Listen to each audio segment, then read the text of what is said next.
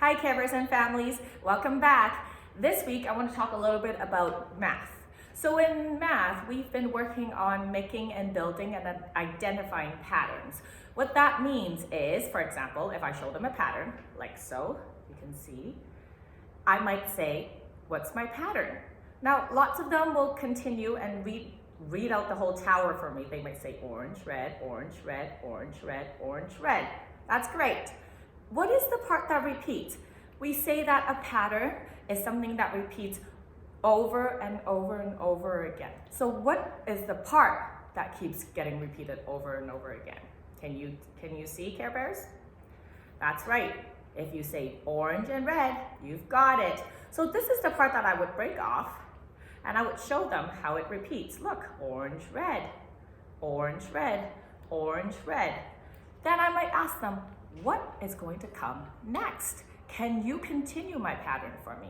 So I will hold this out and they might add two more on top. If they add an orange and a red, that tells me they understand the concept of pattern. Moms and dads and family, this pattern is an A-B pattern. What that means is it has two parts, like this. This is the first part, we call it A. This is the second part, we call it B. So when we hold up a pattern, and I might say, this is an A-B pattern, tell me what the pattern is. And they will look and they'll know that it has two parts, and they'll tell me the part that repeats. So at home, I want to challenge you to find different ways of making patterns. There are so many ways to make patterns and to look for patterns in everyday lives. For example, you can use toys. It doesn't have to be blocks. It could be cars, it can be stickers, it can be little dolls, it could be books, it can be action. So for example, clap, snap, clap, snap, clap. Good copying, boys and girls. That's also a pattern. A, B. So if they're able to create, identify, that means tell you, and extend, that means keep building, an A-B pattern, they're doing pretty good. You can challenge them into making, building, extending, identifying an A-B-B pattern or A-B-A pattern. A-B-A pattern, I find it'll be kind of tricky for lots of them. So what that means is, again, we're using this as an example. A, this is the orange, B is the red. Guess what? It's the orange, so it's A again, A-B-A pattern. So if it keeps going, it's going to go like this. Orange, red, orange, orange, red, orange, orange, red, orange. This could be a little tricky for some of them. You can also challenge them to build pattern with more parts, ABC pattern, so a three-part pattern. You can even make patterns with socks. You can make patterns using sounds, using shapes. You can easily do a pattern by getting a pen and a piece of paper. You can draw a pattern. You can say triangle, square, triangle, square, and have them continue and extend it. You can color it orange, blue, orange, blue.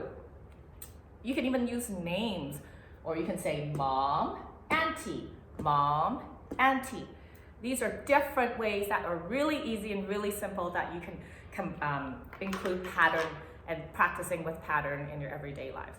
So these little practices and mini coach session will be really helpful for your little ones in learning their patterns. So last week I showed you some videos and channels that will read aloud to your child. But did you know that watching a read aloud on a channel or on a video does not stimulate your brain the same as if you read to your child? Your brain activates very differently.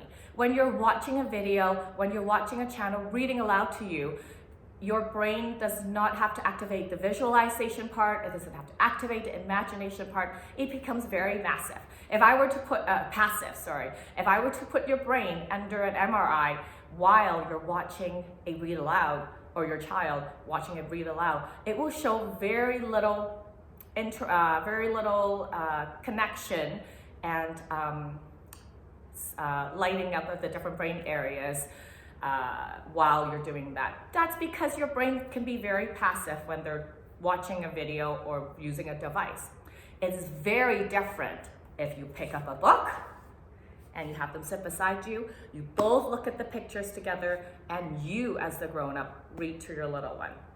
Their brain lights up like a firework. They need to use their visualization. They need to use their language processing. They have to learn the words.